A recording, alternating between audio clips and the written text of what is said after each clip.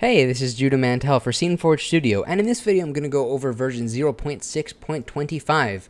It is a great new feature that will really improve your 3D modeling workflow that I'm really excited about, so let's jump right in.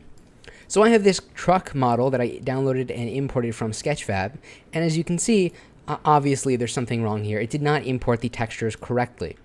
And this will happen when the model, the actual model file, the FBX or OBJ, GLTF, doesn't have a reference to the textures themselves. So sometimes, or normally, they're either baked into the model file itself, like in a GLB format, or there's references to them so the model knows where to look. And SceneForge will almost always pick that up. But in this case, because the model did not have a reference to those extra files, it doesn't know where to look, and therefore the textures just couldn't be picked up. As you can see, even the Windows 3D model viewer does not have a way to see the textures either. But if I open up my file browser, I can see that the model FBX file is here with a textures folder full of all of the correct textures. So the question is, how can we use SceneForge to map those textures correctly? And that is where the updated Edit Materials menu comes into play. So previously, this menu was really just for editing the shininess and viewing the main map, but now you can actually use this to assign different textures to the object. So you can see here I have a list of all of the materials on the object. I'm going to start with the wheels, or let's try this. This is the body, as you can tell, because it's very helpfully color-coded. And when I open up that section, you have a lot of the same information that you did previously, right? All of the color selection, as well as the smoothness slider. But now you have three separate areas to view the albedo, normal, and metallic map. Now the albedo map is basically a fancy way of saying the main texture, the colors, the textures, and things like that. It's just exactly what you see. Then the normal map is essentially a map that tells the 3D rendering program what parts should be raised and bumpy and rough. It's kind of a way to gives off an illusion of extra height, even though you're using just a flat texture. And the metallic map is simply an image that tells the renderer what parts should be metallic and what parts should not be.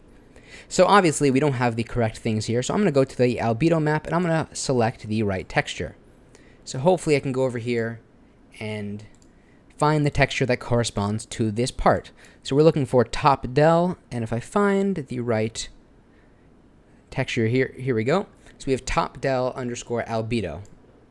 So when I select that, that'll get applied here. And at this point, we probably want to increase the color so it's white. Now we also have room for the normal map, and the normal map in this case is, as you can see, these purplish bluish things that have the height information. So I'm going to go to grab this normal map, and you can see that when that gets imported, we have this extra little detail around the edges where you see there should be seams and things like that.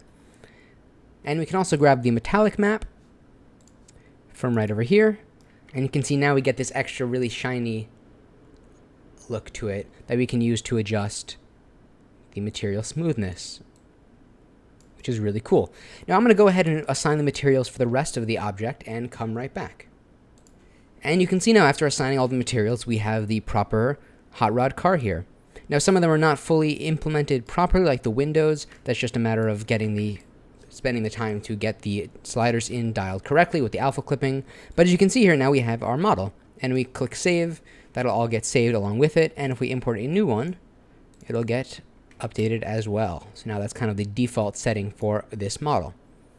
So this will really help your workflow, make sure you have everything where you need to be, and it also is great for making alterations to different models. So for example, if I wanted to, let's say, take this texture and I wanted the roof to be green, I can then go into Photoshop and take that texture, make it green, and then just change it with the Edit Materials button. So then we can have alterations to our model without having to go dig deep into the actual file format itself. So this is a really great new feature. I'm really happy with it, and it will absolutely make your life a lot easier. Now, in the next video, or the next release, I'm going to be talking about exporting content from SceneForge. So you can design a really great scene using the floor plan editor and other models, and export that into a GLTF or GLB format and import it into any other either game engine or 3D rendering program you want. So it's another great addition to the software. And so with that, thank you so much for watching. I will see you in the next video.